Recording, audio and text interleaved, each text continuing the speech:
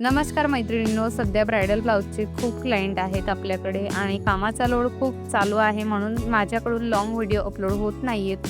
पण जे designer blouse तयार होतात, शिवलेले असतात, त्यांचे व्हिडिओज मी तुमच्यापर्यंत शेअर करत असते आणि त्यावर तुमच्या खूप साऱ्या कमेंट आल्या, ताई कंप्लीट व्हिडिओ पूर्ण टाका कटिंगचा आणि स्टिचिंगचा दाखवा म्हणून.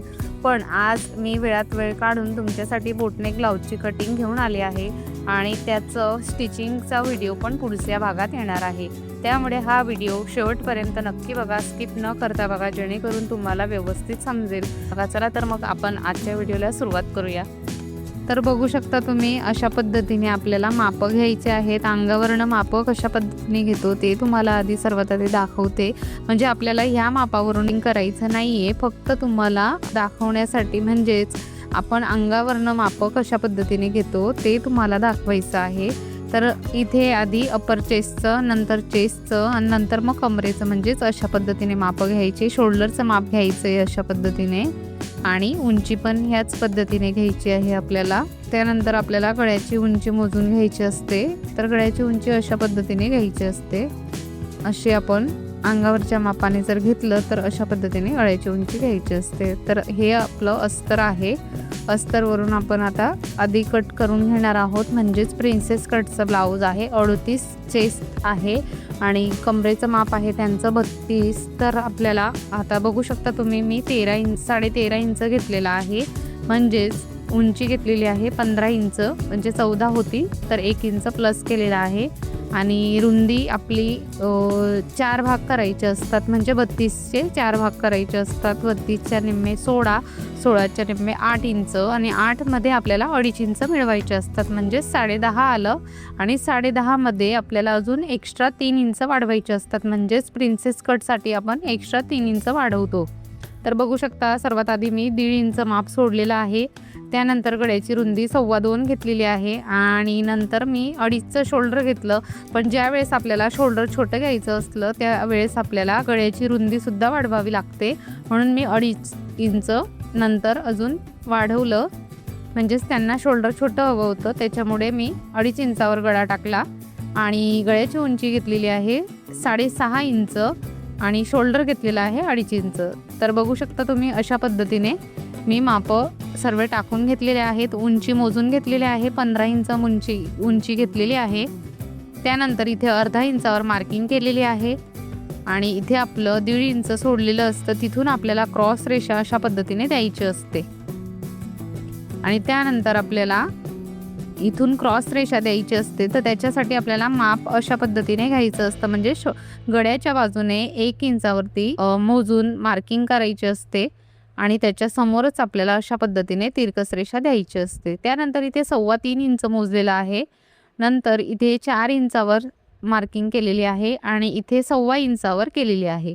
तर अशा पद्धतीने तुम्ही मापं टाकून घ्यायचे आहेत. प्रत्येकी मापं अशाच पद्धतीने घ्यायची असतात आपल्याला.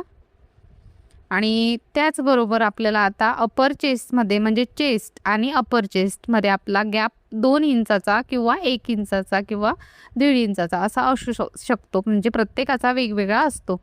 तर बघू शकता तुम्ही, इथे आपला चेस्टचा भाग होता 38 इंच आणि अपर चेस्टचा भाग होता 36 इंच, म्हणजे 2 इंचाचा आपला फरक होता. तर त्याच्यामुळे आपण हा जो गॅप घेतलेला आहे, हा आपण 2 इंचावर गॅप घेतलेला आहे आणि इथून मी 3.25 वर गॅप घेतला आहे. म्हणजे फुगीर कटोरी तुम्हाला जितकी घ्यायची असेल तुम्ही तितकं वाढवू शकता. इकडे 3.5 इंचावर पण घेऊ शकता. आणि जो मी इथे क्रॉस दिलेला आहे, म्हणजेच खाली 1 इंच वाढवलेला आहे. तर बघू शकता तुम्ही, अशा पद्धतीने 1 इंच मी खाली मुंडा वाढवलेला आहे. तर अशा पद्धतीने मी मापं टाकलेली आहे. तुम्हाला जर याच्यामधून काही समजलं नसेल तर तुम्ही नक्कीच मला कमेंटमध्ये विचारू शकता. आणि आपले ह्या पॅटर्नवरून खूप सुंदर असे आपले ब्लाऊज बसतात, कारण हा जो टक्स पॉईंट आपण काढतो त्याच्यामुळे आपलं ब्लाऊज एकदम परफेक्ट बसतं. कारण चुण्या येतात आपल्या आर्महोलमध्ये, तर त्या चुण्यासुद्धा आपल्या येत नाहीत. म्हणजेच मी ज्या पद्धतीने तुम्हाला दाखवलेलं आहे, बघू शकता तुम्ही व्हिडिओमध्ये, की मी जो गॅप दिलेला आहे टक्स पॉईंटचा, म्हणजेच अशी प्लेट टाकून त्यानंतर मी मोजलेलं आहे ते माप. जो गॅप दिला आहे तो 2 इंचाचा आहे, पण प्रत्येकाचा 2 इंचाचा नसतो. अपर चेस्ट मोजायचं असतं प्रत्येकाचं आणि त्यांचं छातीच्या मापापेक्षा अपर चेस्टचं माप किती गॅप आहे, म्हणजे किती कमी आहे ते बघायचं असतं. तर यांचं होतं 36 इंच अपर चेस्ट आणि चेस्ट होती 38 इंच आणि कमर होतं 32 इंच. तर अशा पद्धतीने मी ही कटिंग केलेली आहे. बघू शकता खूप सुंदर अशी आपली कटिंग आहे प्रिन्सेस कटची आणि आपले पॅटर्न पण उपलब्ध आहेत. अशाच प्रकारचे आहेत ते पण. खूप सुंदर ब्लाऊज बसतात. त्याचबरोबर आता आपल्याला मागचा साईड कट करून घ्यायचा आहे, म्हणजेच बोटनेकचा आहे. उंची मोजून घेतलेली आहे आपण 15 इंच आणि घडी आलेली आहे आपली, म्हणजेच 32 इंच कमर असल्यामुळे आपण 4 भाग करून चौथ्या भागात 2.5 इंच मिळवलेले आहेत. म्हणजेच 10.5 इंचाची रुंदी आलेली आहे आपल्या ब्लाऊजची. तर अशा पद्धतीने मी 10.5 इंचावर मार्किंग करून घेतलेली आहे. त्यानंतर इकडे आपल्याला 1.5 इंचावर मार्किंग करावी लागते, कारण बोटनेक जे असतं त्याच्यासाठी आपल्याला 1.5 इंच एक्स्ट्रा वाढवावं लागतं ह्या साईडला. आणि त्याचबरोबर शोल्डर घेतलेलं आहे मी, म्हणजे 14 इंचाचं शोल्डर होतं, तर मी 7 इंचावर घेतलं आणि त्याच्यात अर्धा इंच शिलाई मार्जिन सोडलेली आहे, म्हणजे 7.5 घेतलं आहे. आणि मुंडा घेतलेला आहे आपला 6 इंच, म्हणजे अर्धा इंच क्रॉस कट करायचा आहे. त्याला डाऊन करायचं असतं शोल्डर अर्धा इंचावर. आणि गळ्याची उंची घेतलेली आहे 4 इंच आणि रुंदी मग जेवढी आपली असेल तेवढी आपण टाकायची. म्हणजेच मी शोल्डर 2.5चं घेतलेलं होतं, तर आपल्याला गळ्याची रुंदी मोजायचं काम नसतं. जितकं शोल्डर असेल तितकं शोल्डरचं माप घ्यायचं आणि गळ्याची रुंदी जितकी उरत असेल तितकी आपण पूर्ण टाकायची. आणि उंचीला गळ्यावर किंवा 3.5 इंचावर असतो, तर 3.5 इंचावर किंवा 3 इंचावर जर घेतला आपण गळा तर खूप वरती येतो. त्याच्यामुळे बोटनेकचा गळा 4 इंचावर जर घेतला तर खूप सुंदर असा ब्लाऊज आपला बसतो.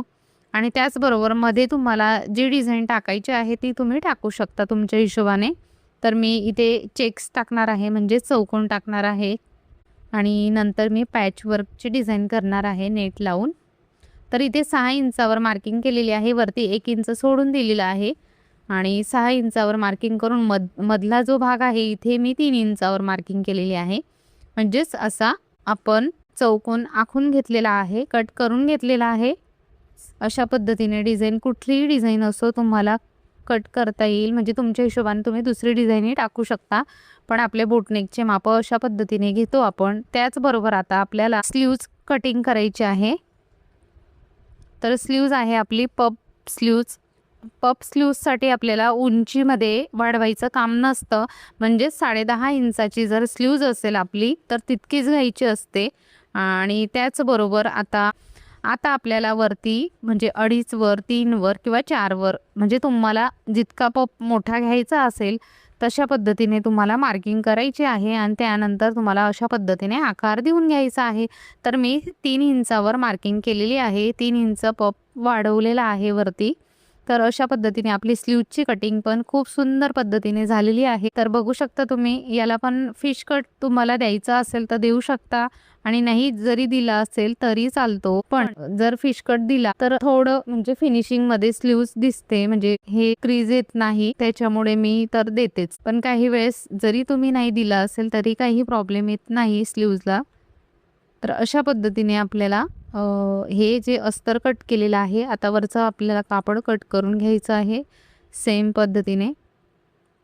थोडं एक्स्ट्रा कट केलं तरी चालतं, पण मी बरोबरीनेच कट केलेला आहे, कॉटनचा कपडा होता म्हणून. तर अशा पद्धतीने आपली कटिंग झालेली आहे. खूप सुंदर अशी ब्लाऊजची कटिंग आहे. पुढचा व्हिडिओ आपला येणार आहे स्टिचिंगचा. तर मैत्रिणींनो, आजची डिझाईन कटिंग तुम्हाला कशी वाटली ते नक्कीच मला कमेंटमध्ये सांगा. आणि काहीही प्रॉब्लेम आला असेल तुम्हाला कटिंग करताना, काही समजलं नसेल तर तुम्ही नक्कीच मला कमेंटमध्ये विचारू शकता मैत्रिणींनो. आणि असेच नवनवीन डिझाईन आणि अनुभव सायली बुटीकमध्ये तुम्हाला बघायला मिळणार आहे. तर नक्कीच लाईक करायला विसरू नका व्हिडिओ आवडला असेल तर. चला मैत्रिणींनो, पुढच्या व्हिडिओमध्ये भेटूया. थँक्यू.